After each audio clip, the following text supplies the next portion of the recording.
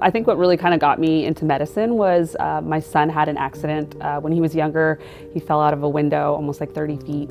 And so kind of that traumatic event and being on the other side of the experience kind of made me reassess what I really wanted in my career. Since I had gone back to school at an older age, I really wanted to make sure that I got the most out of my career.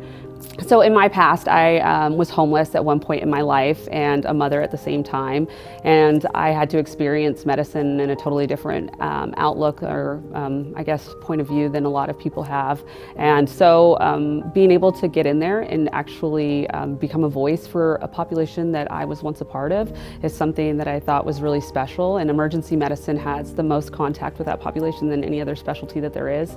And so I find it very like a very powerful kind of full circle moment. I guess the biggest obstacle is, being a parent is a difficult thing to do when you're coming into medical school. I have 6 children, so that made it even more difficult.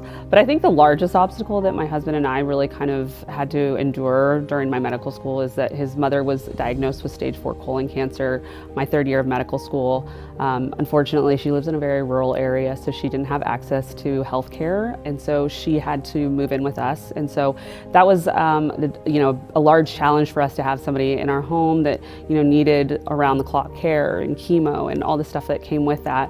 But I think that actually brought our family together even more. And so I think that although it was an obstacle, I think that there's a lot to be learned from what we went through. And we were very lucky that we got to spend those last few months with her and do what we could to help her. So I think CHSU did a really great job at creating an environment where we felt safe, but we were also being challenged at the same time.